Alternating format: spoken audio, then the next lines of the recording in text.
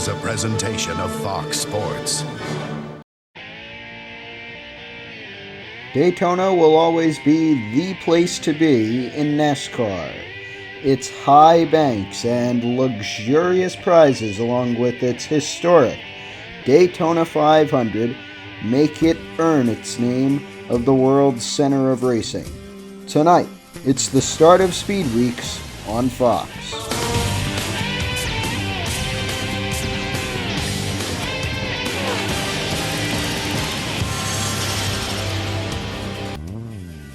The Budweiser Shootout has always been a fan-favorite event on the NASCAR schedule, and it's easy to see why. It's a fun, action-packed event that signifies the beginning of a new NASCAR season. And so Fox Sports is proud to present the 1949 Budweiser Shootout. Good morning, afternoon, or evening. I'm Matthew Merlino. Instead of a normal pre-race show, which you will see for the Gatorade Duels and the Daytona 500, I'm going to take this time to explain to you, the viewer, about what this new NR 2003 mock season is. I'll start with the game NR 2003, or its lengthened name, NASCAR Racing 2003 season. As the name suggests, the game was made in 2003 and is going to celebrate its 20th birthday in February. It was created and developed by Papyrus, which shut down in 2004 and eventually went on to form the iRacing team, which went on to make the iRacing game, which is essentially the successor to NR 2003. The game, even though, as I just said, is about to celebrate its 20th birthday, can play as good as new, and that's because of its great community, which makes incredible modifications, tracks that are up to date, and tracks that go back to the 1950s and 40s and 30s, as well as the incredible and colorful car sets that we all love to enjoy and that I hope you will enjoy throughout the span of this mock season. So that's the game, and I hope I haven't missed anything, but that's basically the gist of the game for all of you who are unaware of possibly the best oval sim ever made. Anyways, on to the basics of the mock season. So this is my mock season. It's got a pretty big twist on it, I guess you would say. I'll start off with the cars and the drivers, or an NR 2003 player would say the mods and the drivers. So the mods, or the cars that I'll be using, are from a 20-year span starting in 1997 with the car set and the mod from that time period all the way up to 2016 with the car set and the mod from that time period. So a 20-year span from 97 to 2016 in terms of cars and mods from the Gen 4 to the Gen 6. I hope you'll enjoy that time period. And also, don't get worried, because NR 2003 tends to make the racing a lot better than it was in real life. Although we are using some modded DXEs that will give us the same horsepower and downforce in real life and in those real life seasons. So I've basically copy and pasted those years, that 20-year span throughout the NASCAR Cup Series lifespan. And that gives us a starting date of 1949 using the 2009 season, because I wanted it so the 1997 season would map up with the 1997 car and mod. So we're using the sim-modified COT mod, the Car of Tomorrow mod, the original Car of Tomorrow with the ever-so-hated splitter and the ever-so-hated wing, even though I think it was all right. Almost lost the recording there. You have no idea how many times I've lost the recording throughout all this, and right as I was about to end it as well. So I'm going to put my hands back here and make sure I don't press the spacebar. In fact, there we go. So for the mods, that's basically all done. You'll see the mods throughout. The car set's the same. They'll go with the mods. So next year you'll have the 2010 car set. Year after that, 2011, it'll loop after the 1956 season. It'll loop all the way to today. And 2022, I think, is the 2002 car set, but that's a long ways away. The only thing that will be historically accurate in this mock series will be the drivers. The drivers will be historically accurate, although there will be some missing. A notable from this year is the 1949 champion Red Byron, who drove the 22 throughout most of this year, but there's not a 22 car in the 2009 car set that we have, so unfortunately there will be a different 1949 champion in this mock season than in real life, which, good. I like to see NASCAR history go into a bit of chaos. Another big miss for most of this series will be Dale Earnhardt, because his career will fall right in the middle of where his number was retired because of his unfortunate crash in 2001, in between then and Austin Dillon bringing back the number in 2014. So a 10-year span of Earnhardt's career with Richard Childress from 1984 to 1993 will basically be taken out. So Earnhardt's five of Earnhardt's 7 championships will not exist. So it'll be interesting to see how that affects the NASCAR's history in the 80s and the early to mid-90s. So there you go. That's the mods and the cars basically out of the way, and I'll explain more of this as it gets on. Feel free to leave a comment below if you have any questions, and I'll make sure to respond to them in due time. We'll go over to the tracks and the schedule. The tracks I'm not going to get into that much. The one thing I'm going to say is the schedule will stay the same. That's getting into the schedule a little bit.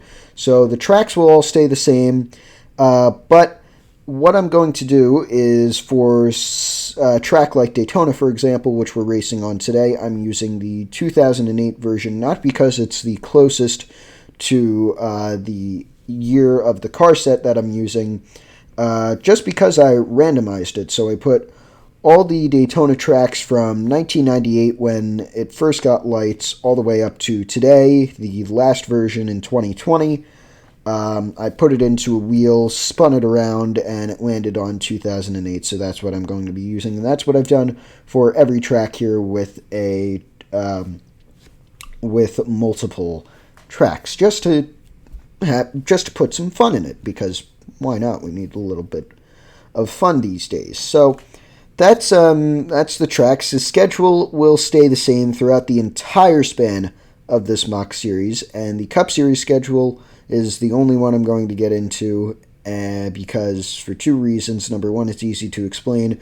Number 2 is because it's the only series that we're running. So the schedule for the Cup Series is just a ripped-off Slapshoe schedule from his 2021 schedule proposal video, which is because I think it's great. So you've got Bowman Gray in here. You've got all the tracks that he mentioned in that series, with two exceptions. Number 1 being for the Bud Shootout, or the Busch Clash. He had the Daytona backstretch short track that they used in 2013 and 14 running that. I ran a couple of test races on NR 2003, and it was just boring. The field got lapped multiple times, so I decided to scrap it and put it on the big oval for 20 laps like Dale Jr. wants and like it used to be, and kind of how I like it because it's also short. Number 2, the All-Star race will not be at the Charlotte Dirt Track. It'll just be at the 1.5 mile Charlotte Motor Speedway, just because, same thing, dirt track doesn't produce good racing, I would say. I've ran a couple of test races on that, as I have for most of these tracks, and it just hasn't done much for me. And number 2, the TV camera angles that they have. Sorry, I thought someone came in. The TV angles that they have on that track is, they just aren't good enough, I would say. No offense to the track creator, it's always good to have more tracks, but they're just not up to what I want to bring you a good viewing experience. So it'll be on the big 1.5 mile oval as it was in real life up until they butchered it in 2021 by moving it to Texas. And I know it was at Bristol in 2020, but that was all right. So that's the mods, cars, tracks, and schedule all done. I guess I'll do the point system now because I haven't done that yet, and then there's just about 1.5 things, I guess I would say, to get to. So the point system, easy to explain.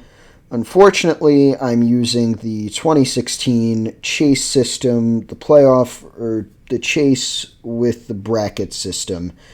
It'll be the same for Cup, Xfinity, and Truck. We are going to do IROC once we get there, but I'm going to do the points for that manually because there's only about 12 drivers per race, so that'll be easy enough to do, and I'll just screenshot the results as I will for the points races that you'll see starting at Daytona later on, just a bit on. So that's the point system. I know I'm going to get some groans, but that's because, number one, kind of like it. That's basically grown up on the playoff system. And number two, it's just easier to put into the scoring formula they have at the NR 2003 Weebly because it doesn't get out of order or anything. So I like it because it makes my job a little bit easier here. So that's all. That's about 5 things done.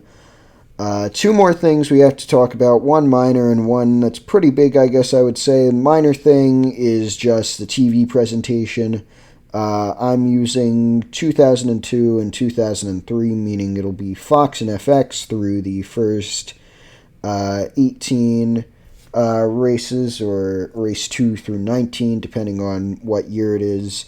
And then after that it'll be NBC and TNT, and the reason why it depends on what year it is because in the original 01 through 06 contract, Fox and NBC swapped out the Daytona 500 every year. Fox got it in odd years. 1949 is an odd-numbered year.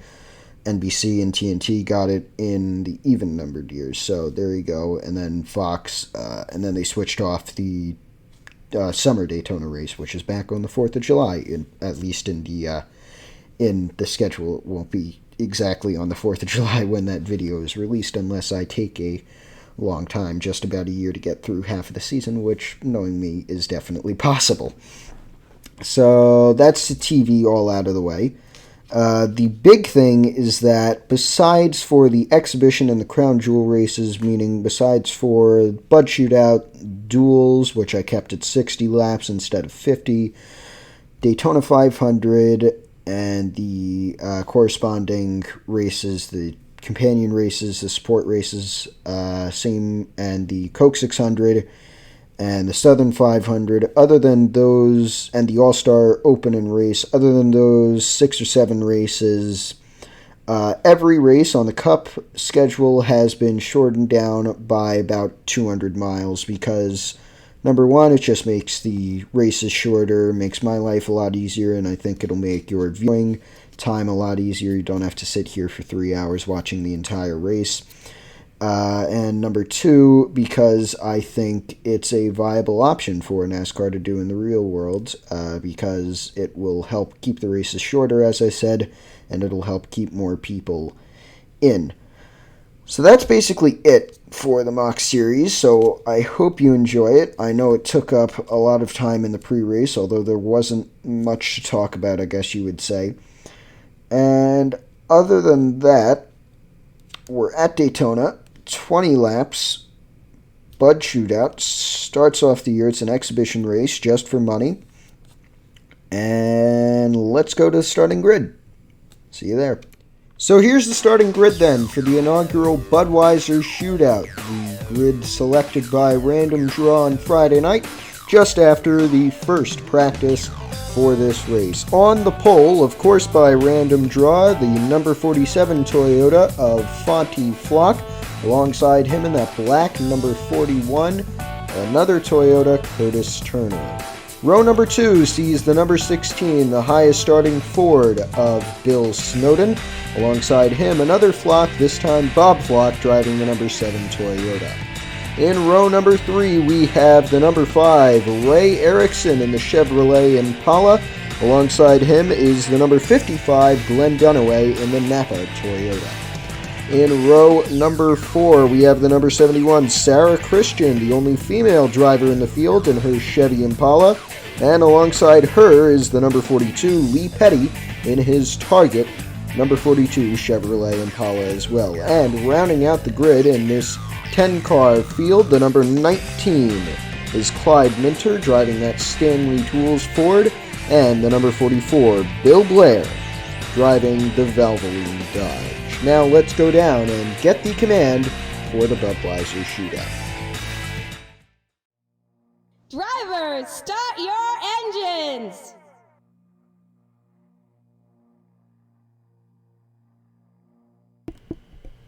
And there you go. The engines are fired and we're ready to go in 1949. As we just said, the number 47, Fonnie Flock, in that Clorox Toyota, the man and the car to watch throughout this first lap that will happen in just about 2 miles here at Daytona, as they'll go through the banking of turns 1 and 2, down the 2 degrees of banking on the backstretch, and then back into the 31-degree banks of turns 3 and 4 at about a steady 55 miles an hour before they take the green flag in the 18-degree banked tri-oval.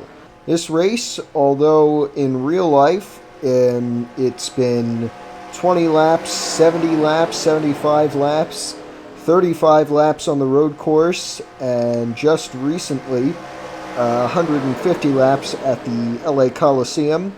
Here we're using the original format, 20 laps straight up, no gimmicks or anything, and we're happy that you are with us. So sit back, relax, and enjoy the ride of the start of a new NASCAR season, the inaugural mock season here on the Mad Dog Matt channel. We're very happy to bring it to you on Fox Sports. Once again, I'm Matthew Merlino. You are looking at the number 47, driven by Fonnie Flock. To the outside of him, the number 41, driven by Curtis Turner. That's your front row for the Budweiser Shootout as they come off turn number 4. 20 laps to begin a new NASCAR strictly stock season. 10 cars, and we're just about ready to get the green flag. There goes the pace car down pit road. Here comes the green flag. It is time to go. We are racing in Daytona. Good jump by Fonnie Flock. All clear off the start-finish line as they head into turn number 1. It takes a little bit longer for these cars to get to their top speeds here at Daytona because of the restrictor plate package that is applied here. But as you can see, already Fonnie Flock making a move up into the first position. Now they're going to be side by side for second. The Ford of Bill Snowden and the number 41 Toyota of Curtis Turner.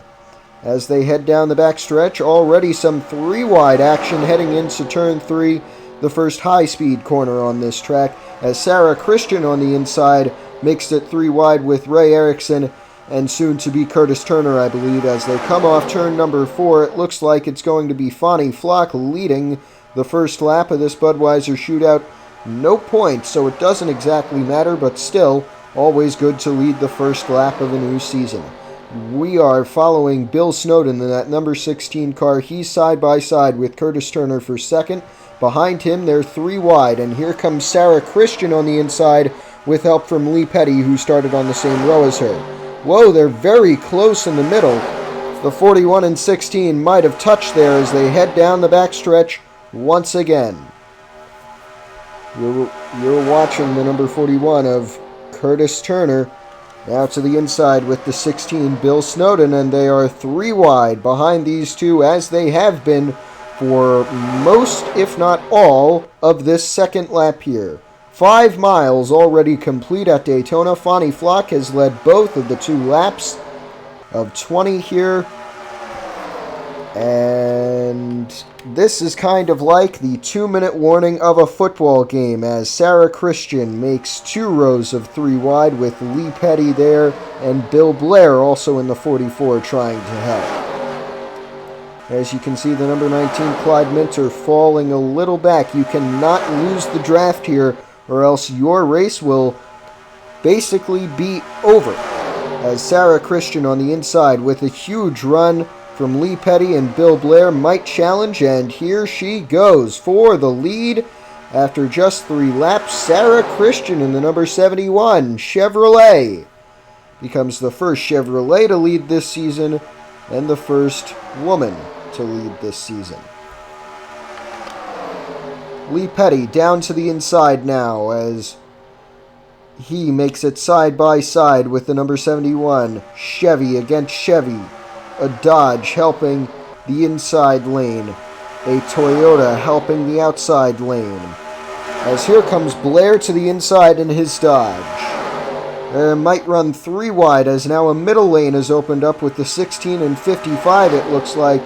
But that middle lane will not be able to get any sort of run because Bill Snowden in that number 16 has no help. But it looks like he is still contending.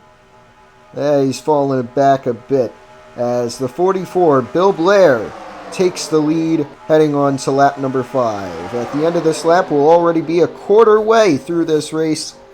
It's a fun little sprint, and that's exactly how we like it. The Bud Shootout here live on Fox. On Thursday, it'll be the Gatorade Duels on FX, and it all leads up to Sunday, the Daytona 500 on Fox. Here's Glenn Dunaway to the inside of the 44, Bill Blair.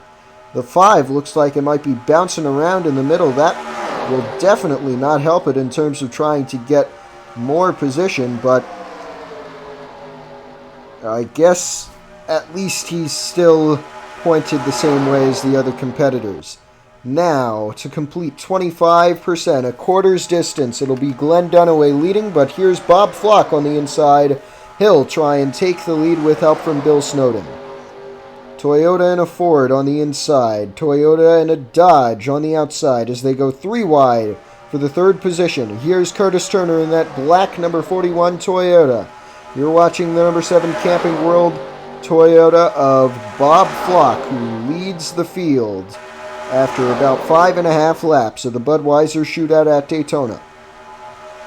Down into turn 3, it's the number 7 still, Bob Flock. Glenn Dunaway on the outside with help from Bill Blair, but it's Flock and Curtis Turner on the inside who will lead this lap once again, unless Turner tries to make a move, which he doesn't have much room to do unless he wants to push it and make it 3 wide. Flock leads lap 6.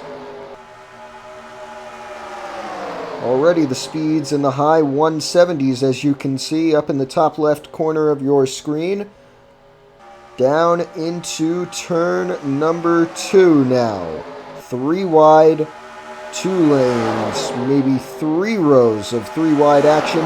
Almost 4 wide from Lee Petty trying to make a move on the outside. As they head down the back straightaway, a long back straightaway here at Daytona and into the high banks of turn number 3.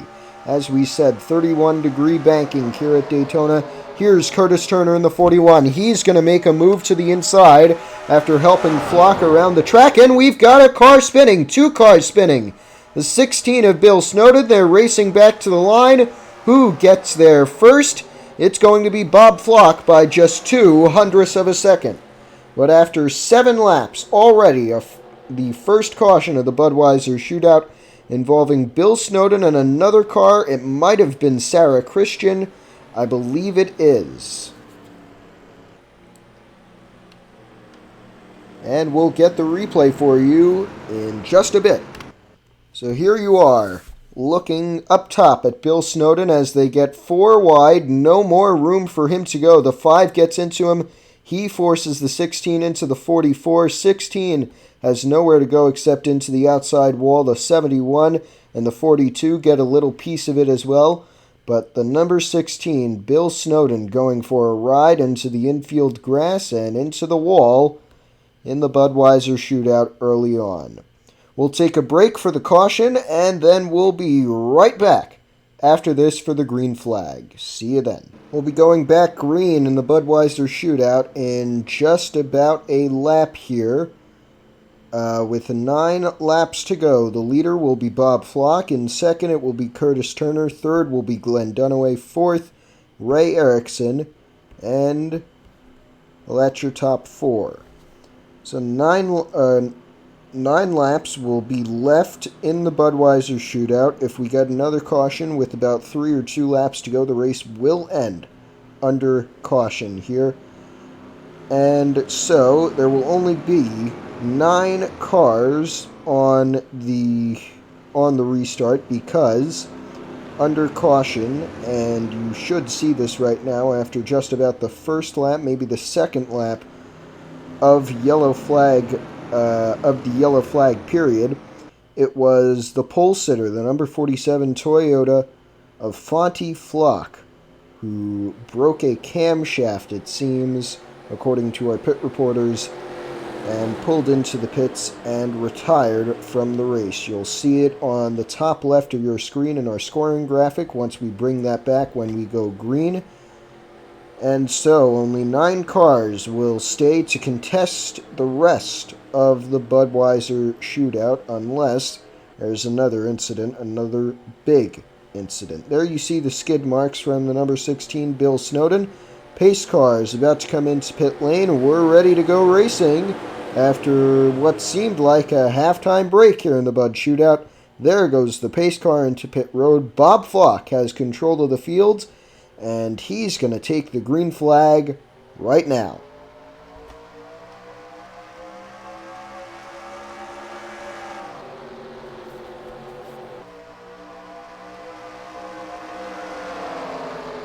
Off the jump, already some action for the 5th position. The number 19, Clyde Minter, to the inside of the 44, Bill Blair. Still the top 4 are single file, but let's see if anybody can make a move. Still just a few laps remaining, less than 10 to go, as Curtis Turner goes to the inside of Bob Flock with a chance to make a pass for real this time. And they're going to run 3 wide into turn 1, it looks like. Who's the 5 going to go with? It looks like he's hovering between the 55 and the 41.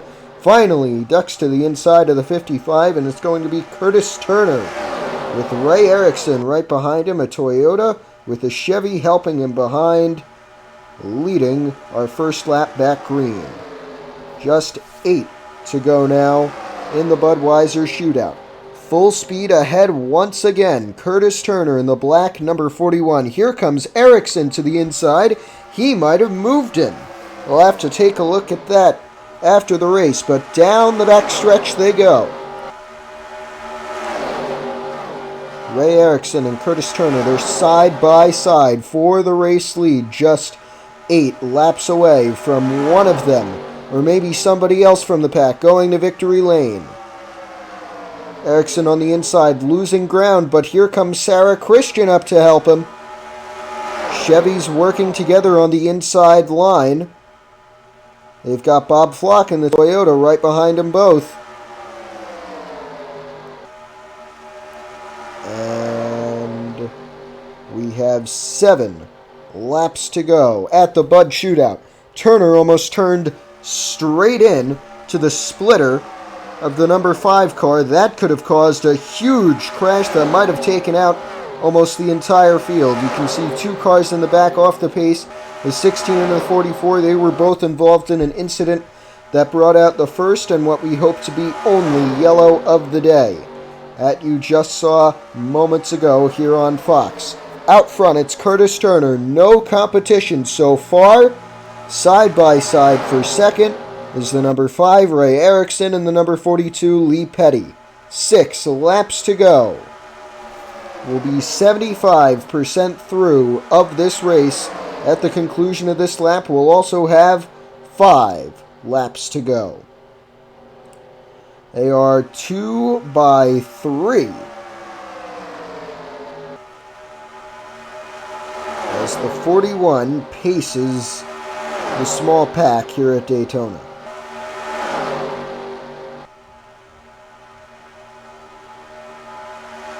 19 drops back. He might have a mechanical issue, or he might just be trying to stay away if something big does happen.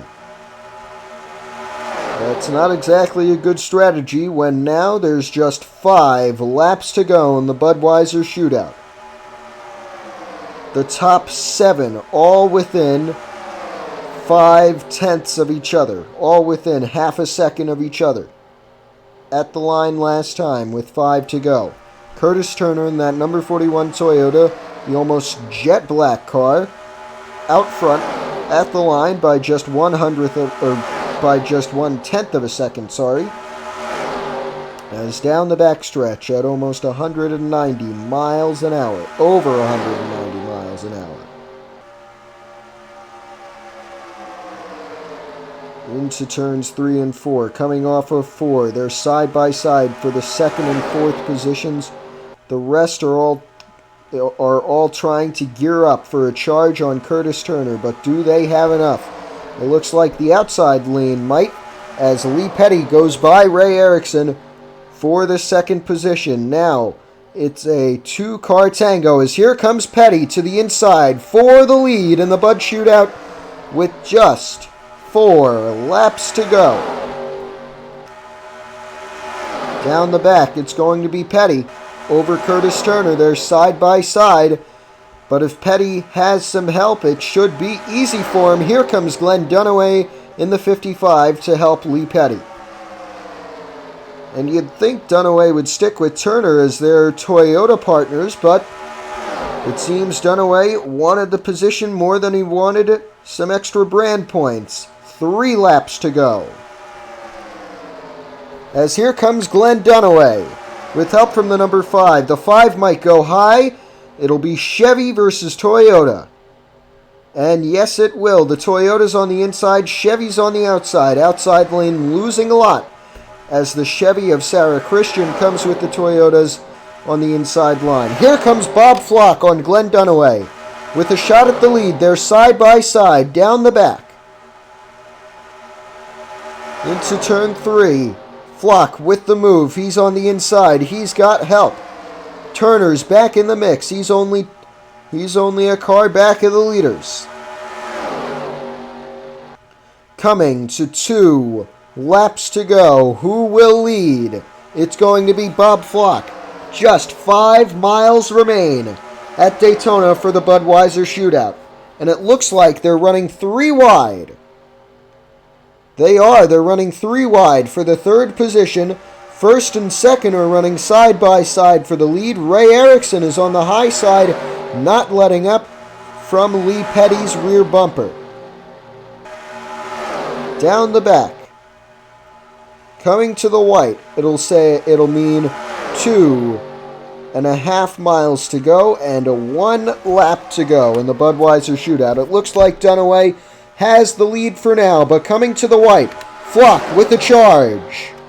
Can anybody make a move to take the win? Just 2.5 miles and 1 lap remains in the Budweiser Shootout. Here we go. It's among 6 or 7 cars. Into turn number 1. Through the high banks. Flock on the inside with help from Sarah Christian. Dunaway. It looks like he's going to lose it. Can Flock clear him?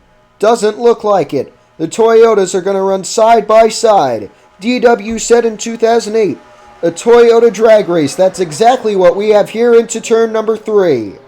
The 7 is Bob Flock in the yellow and blue. The neon yellow and blue is the number 55, Glenn Dunaway. But off corner number 4, it's going to be Bob Flock in the number 7, scoring unofficially the inaugural win in the NASCAR Strictly Stock Series and the inaugural win in the Budweiser Shootout.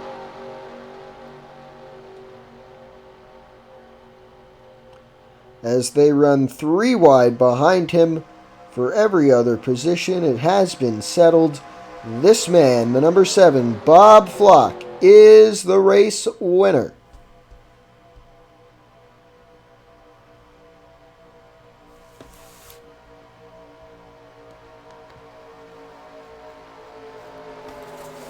As they go down the back at a reduced speed, Flock is very, very happy, and we are happy for him, as the number 7 scores the first ever victory in the Mad Dog Matt mock season, in what we hope to be a long mock season here. as they run behind the haulers onto pit road. It is Bob Flock in that number 7 car. Curtis Turner behind him, although he didn't finish directly behind him on track. He finished 4th. It was Glenn Dunaway who finished 2nd in the 55, just 0.08 seconds behind Bob Flock. We'll get you the results in just a moment. So, that was the story of the 1949 Budweiser Shootout. Bob Flock, with an average speed of 140.912 miles an hour, although I'm sure that was dampened by the one caution flag we had. He led Glenn Dunaway in the number 55 by just 0.085 thousandths of a second, 85 thousandths of a second. Third was the number 71, Sarah Christian, a very strong showing from that team, just 104 thousandths behind Flock. Curtis Turner in the number finishing 4th in the number 41, 155 thousandths behind.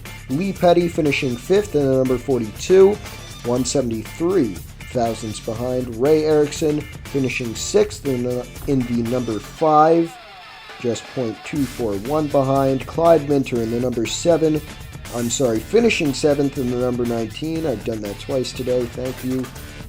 Just 0.304 behind. Then Bill Blair in the number 44, finishing 8th, 23 seconds off the pace.